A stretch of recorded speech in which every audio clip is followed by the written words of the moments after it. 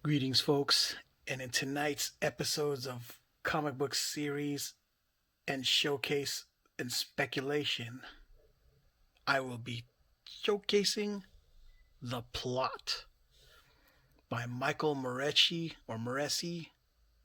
and Tim Daniel. Art by Joshua Hixson. Now, The Plot is the first of Vault Comics lineup under the Nightfall sub uh, line. Basically, the horror imprint of Vault Comics. And the plot's the one that's first in that line of Nightfall. This is the plot issue 1. And this came out August ish of 2019, and it was supposed to wrap up issue 8 in April of this year, but well, the whole year just didn't work out quite the way we wanted it to. That thing that we're forbidden to talk about caused all kinds of logistical issues, and well, it didn't, we didn't quite finish. We got up to issue 7, and I'm sure issue 8 is going to be sometime this year, hopefully this week. That'd be amazing, and I hope to showcase that soon before the end of October, if we're lucky. But somehow, I doubt it. Anyways, this is issue 1, and it starts off with, well, the plot's basically the main character is the uncle and his nephew and niece, whose parents were brutally murdered. So his brother-in-law and sister-in-law, and sister were killed under really dubious sort of circumstances. As the reader, you notice that you see the supernatural reasons how they died, but yeah, and so what ends up happening is the family is then moved back to their ancestral home in some place in, I imagine, near New England area where there's bogs and that kind of stuff, and Indian burial grounds and stuff, which is causing all sorts of swamp thing looking curses that's happening to these people. I mean, that's what I imagine when going on with this. I skipped through some of the issues, and yeah, there were some sequences that take place during, like, it goes so far back as to when, like, during the time of the Pilgrims and the founding of the town that they were at. They where the mysticism and whatever evil that is that festers in their land just comes and you know does its thing. And yeah, it's supposed to be a really highly touted horror series, and again, I was hoping to get the whole thing in graphic novel form, or I'll just pick it all up in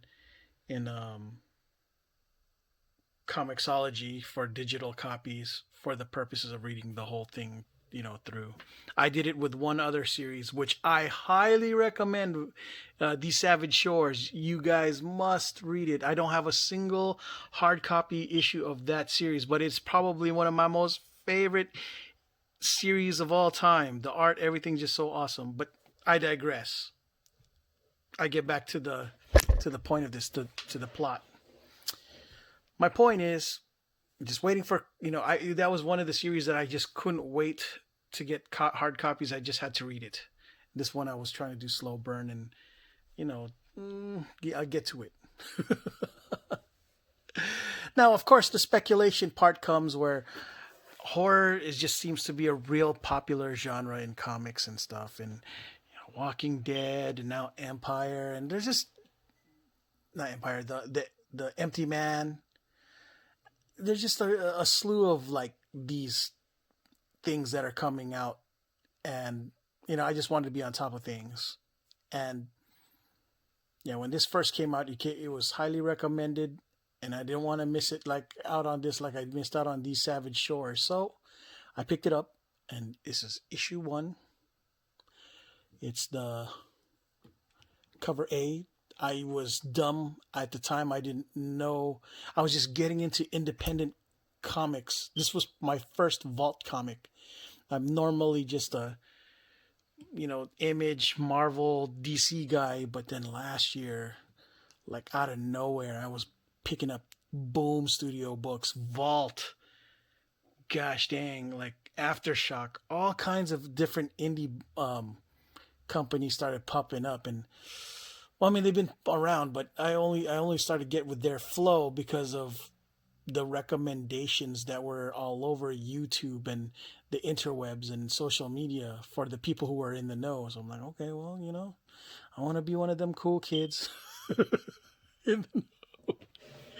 Hipsters, like, oh yeah, I knew about this shit before it was cool, kind of situation. And yeah, well, the plot was one of them, and this is what I got. Cover A so far. It's a nice cover. It's got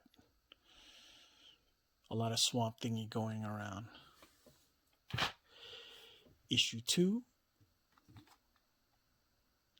looks very terrifying. 3 hands, 4 hands, 4 set of claws. That's pretty bad. You're in a bad situation there. It's a bad day. Yeah, it looks... Yeah. Look at this. 4 sets of hands. Probably the same thing that clawed the hell out of homegirl over there. Is about to put this kid in a full Nelson and a frog. I know I can't. I'm sorry. I only now just noticed the frog.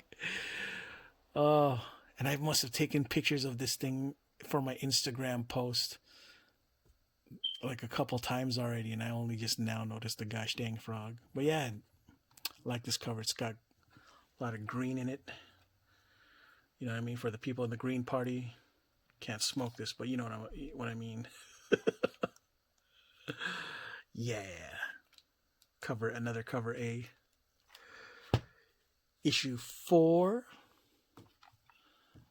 Like, I know that this is one of those things where it's just so unconventional. Like, I remember that when in the 80s, almost all comics had followed a certain convention. And as enough time passed by, getting used to seeing these kind of out the box style of doing things, just, it's at first jarring, but then beautiful in its own gosh dang way. And I started to appreciate this new way of approaching things, yeah, creepy. I mean, it makes sense for the theme too. So stories don't all have to be told in the same format, and as long as the story is good, that's all that really matters, really, right? So yeah, issue 4. Now we got issue 5.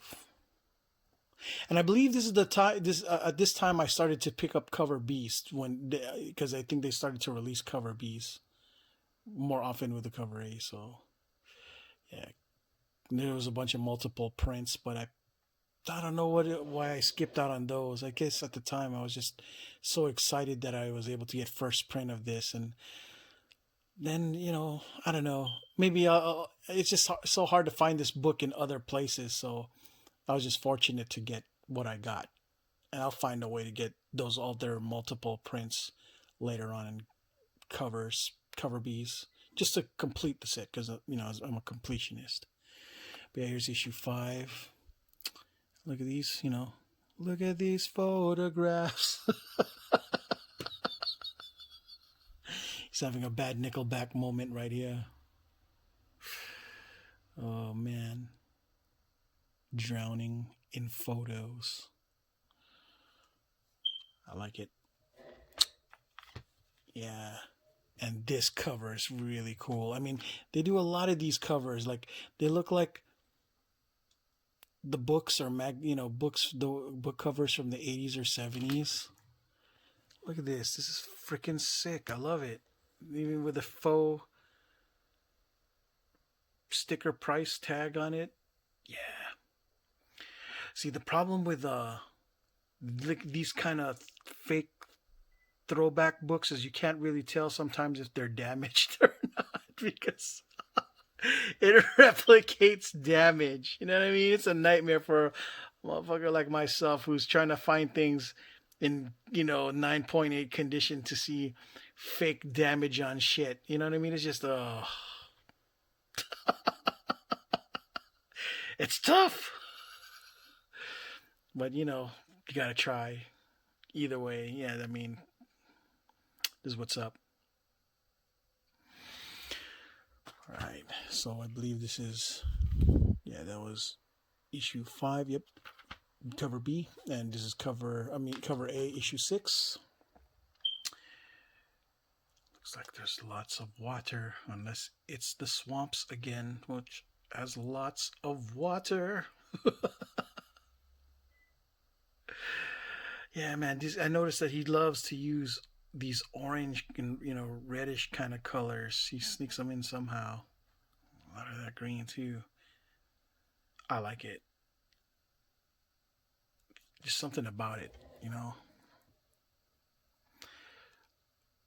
Yeah. And the cover B. Looks like I'm stuck on issue 6 only. I don't even have issue 7. Yeah, they didn't even release issue 7 or 8 yet. My goodness. But yeah, this is a pretty dope, fake book cover.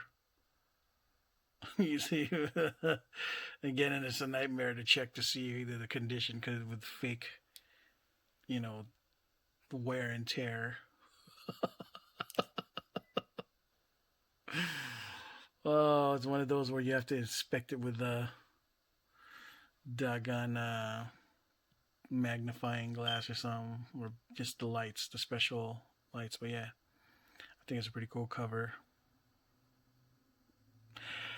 And what you see here is an exclusive Virgin variant cover from, I think it was directly from them. Not sure if it was a convention exclusive per se or just their website exclusive. Either way, this was the issue cover A Virgin, edition, and I picked it up. Compliments of this one I was able to get from my boy Stephen McDonald from the Clan McDonald Comics. Those guys are dope. Them and their family is really cool. Just wish that I had more money to keep buying some of their offerings, but my attention is just all over the place with these doggone keys and variants that I be getting all over the place. I know I've been just showcasing all of these independent stuff, but just wait. I'm just trying to get these out of the way because at some point I'm going to have to show you some other keys that I got that are dope, other things to speculate about, but everyone speculates on them already, which is why I'm going to focus on the ones that require a little bit more attention, and that's these independent books that turned out to be actually kind of dope. So yeah, Vault Comics is on the rise. If it keeps at its pace, maybe they'll be like Boom, and if they're smart, they'll try to emulate Boom's business model. Yeah, their niche is more on the horror sci-fi kind of thing. But then again, most comics are really sci-fi if you think about it. But my point is, they're the ones who they just out of the box kind of books, not really superhero kind of books, but more the out there concept wise books, more sci-fi and horror, so to speak. Anyways, this is all I got for the plot. Um, you know, again, I protect all my books using, well, in this case situation, Gerber Mylites 2, standard size with full backs. See how thick these are? Stiff. That's what you need. You need stiff boards, acid free.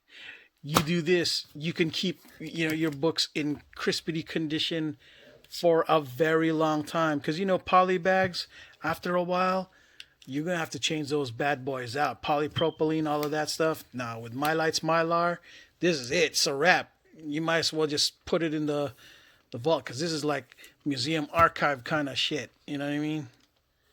So yeah, that's how you protect your stuff if you don't want to do super baller ass shit like slap everything.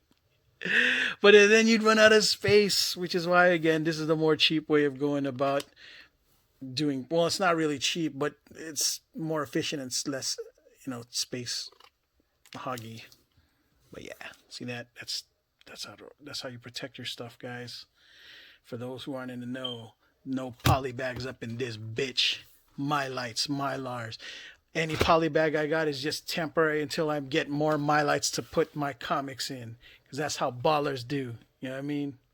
Or at least just how people who really care about their shit do. When I sell my stuff, I'm putting it in poly bags. I ain't giving y'all any Mylars and Mylites and real packs.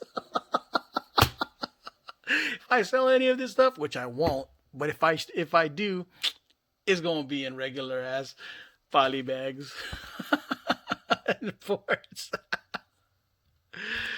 Oh, I know. I just allowed this to go too long. Either way, thanks for watching, guys. I will be doing a couple more before the end of this month in the theme and the spirit of horror. Okay? Anyway, so until the next video, thank you, folks, and I'll see you next time. Ciao.